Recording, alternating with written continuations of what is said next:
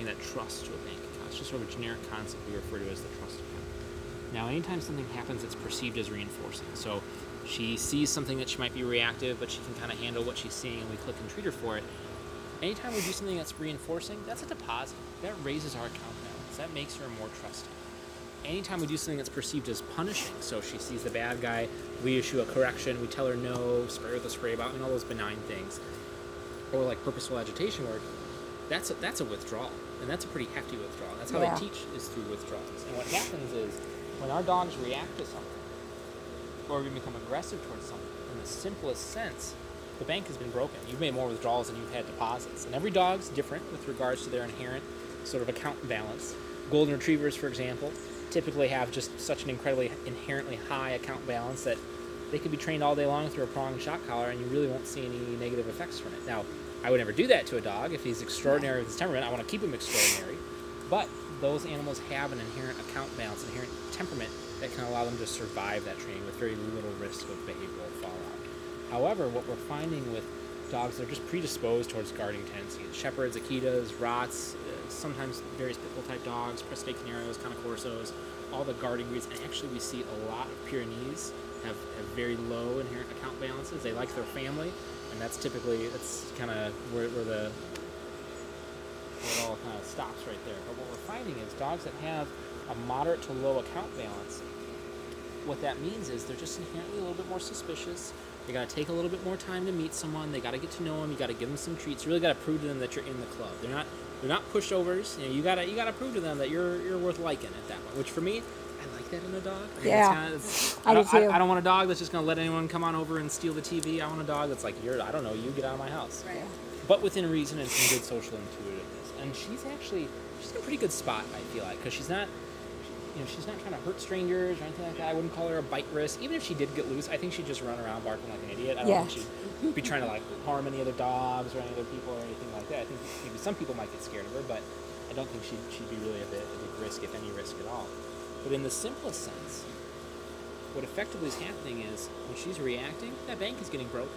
Now it's a minor breaking of the bank. We're just a couple dollars overdrawn because she's just barking, and that's really it. Now dogs that are majorly overdrawn, that they have very little money in the account balance, or we're just taking a lot out through corrective measures, those dogs break the bank so severely that they actually want to go after things. They want to bite stuff, they want to hurt stuff. And once it's cemented within their repertoire, then that's kind of their go-to coping strategy. Whereas for her, she's in a really good spot where we just need to kind of continue to push her in the right direction. Now, what our goal is going to be for her, in the simplest sense, is, at least initially, as we're acclimating her to things within the environment, we're going to keep her through management on a leash, and this is where that stationing comes into play, because if she just wants to follow us to try to maintain eye contact, we can really easily manage and maneuver that dog. We want to keep her at such a distance from something within the environment that she can see it, know it's there, be aware of it, but she can stay calm. She can observe it. She might be getting a little stressed, a little worried, but she can still kind of keep it together. She can be within that cerebral cortex. She can think about what she's doing. And as she's looking and observing those things, we're going to do the polar opposite of agitation work. Rather than seeing something and getting punished for it, you're going to see something and you're going to get a click and a treat for it. What we're basically doing is we're making a deposit on behalf of that thing at a distance. So we're kind of facilitating that mobile deposit. Because if that thing comes up to her, if it's a strange person that she's barking at and they come up to her to give her a treat, that's way too close. That's that creepy clown reaching towards you.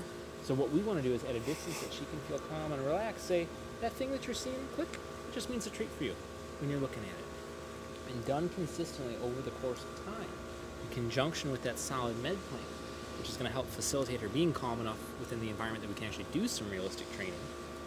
What you're going to find is the distance at which you need to stay from things within the environment is going to become less and less and less and less, eventually to the point where it's just really easy to navigate. You might have to occasionally cross the street for another dog, or if there's a herd of deer moving through the neighborhood, you'll probably have to go hide behind a car or something like that. But that's normal dog behavior at that point. Even with well-rounded, perfect dogs that I'm not worried about them interacting with other dogs, I never walk a dog right up to another dog on the sidewalk. Right? It always frustrates me when people do that. I'm like, why? They don't need to do that. It's not natural for a dog to do.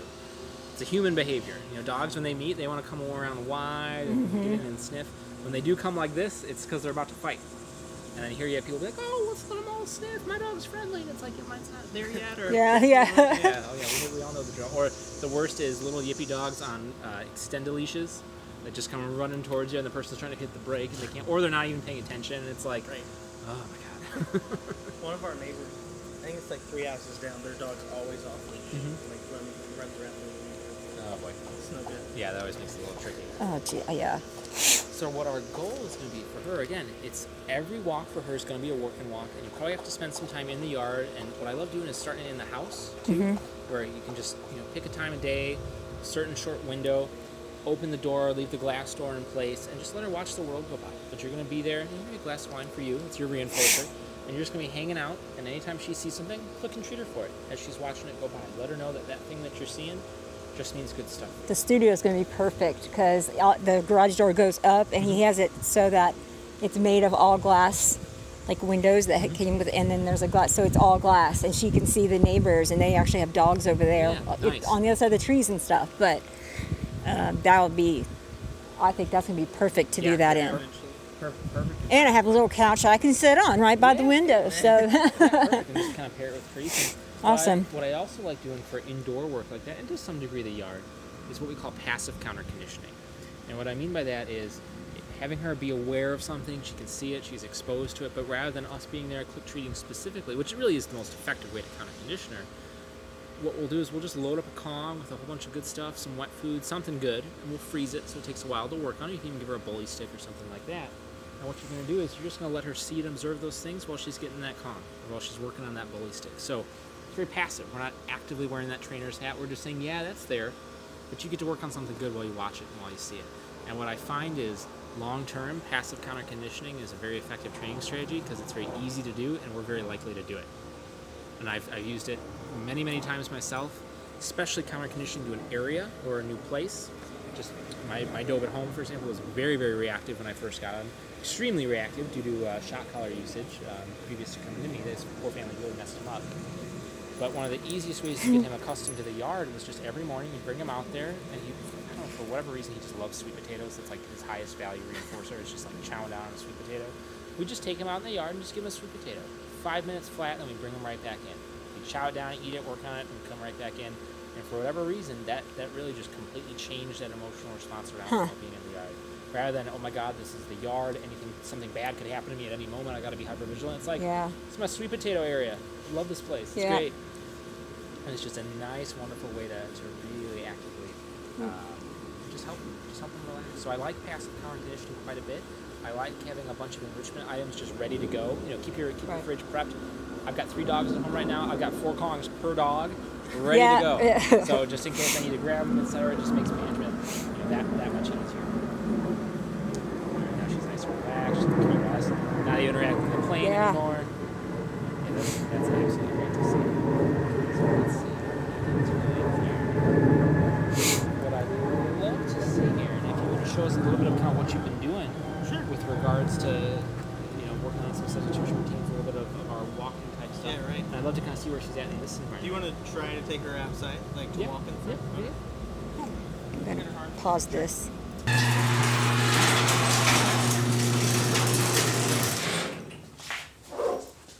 that dog enthusiasm. Good girl. So what's interesting here, and something I always like to do, is just assess where a dog's at on that threshold. We know when a dog crosses threshold. It's obvious. She's reactive. She's having a hard time. But the thing to remember is when a dog has crossed that threshold, that's hard on them. It's a withdrawal. It runs contrary to our efforts. So what I like to see here is when we click, do you stop and turn back to look at us in anticipation of the treat? That tells us you're really calm. That tells us you're well below that threshold. Okay. Now, when we click and she doesn't immediately turn back towards us, that tells us, okay, stressors are mounting a little bit, you're getting a little anxious. Now, when we click and she doesn't look towards us at all, but we can bring that treat up and she'll still eat it, that tells us she's really kind of getting a little close to that threshold, and we might need to start kind of modifying what we're doing and where we are.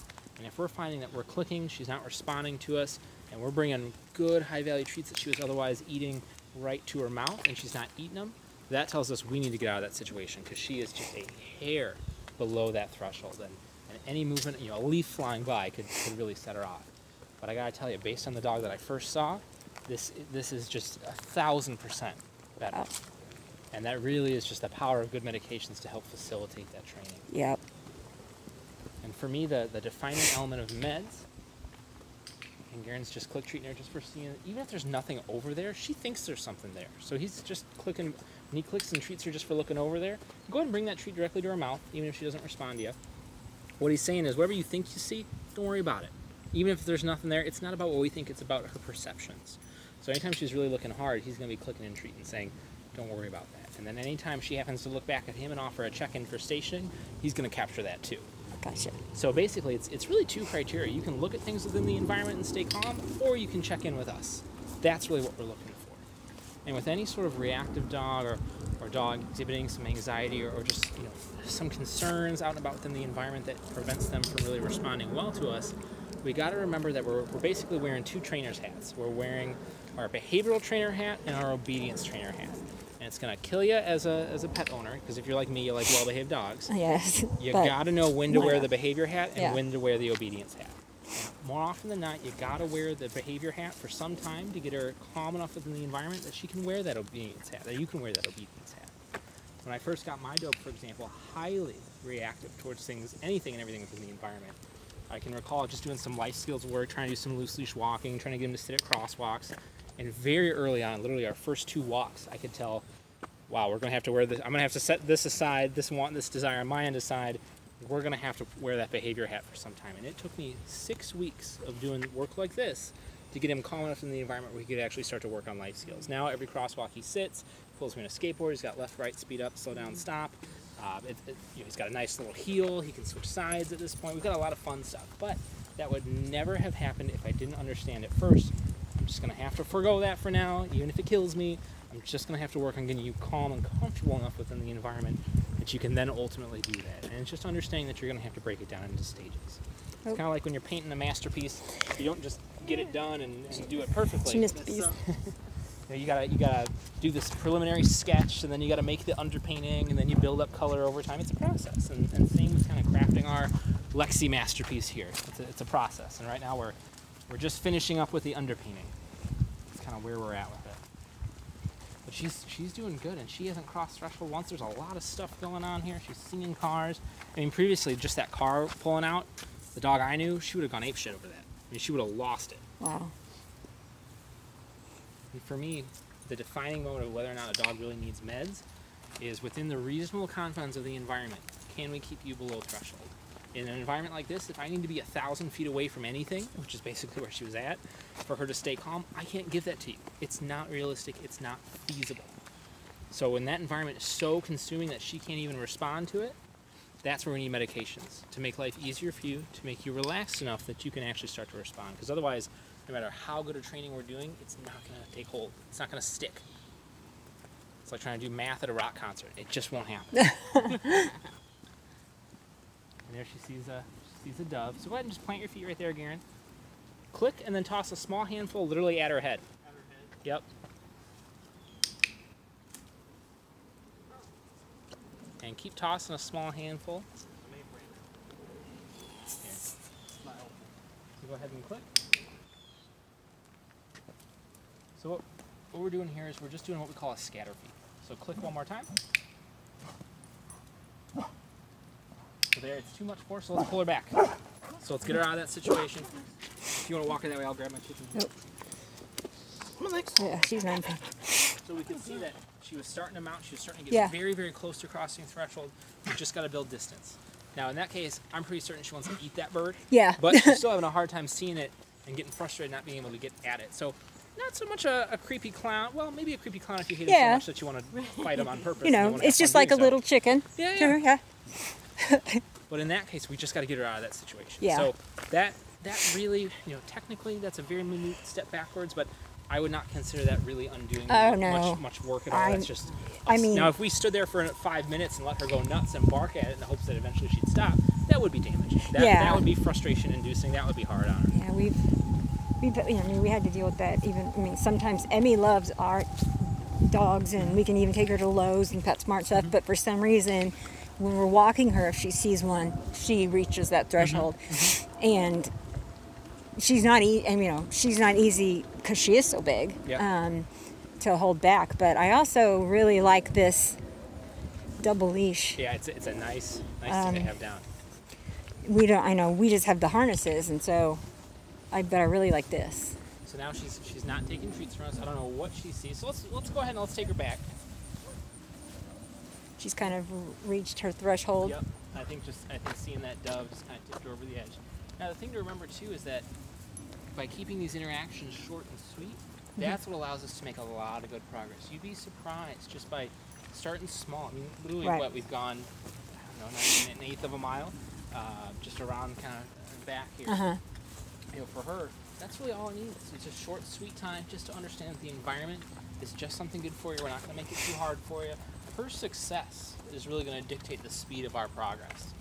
And if you really kind of empower her with the ability to tell you whether she's ready or not, that's how you're going to get the most results. Even if it means initially a little bit of slow going, think of it like taking a step backwards today takes 5 steps forward tomorrow. Yeah. Oh yeah, there's...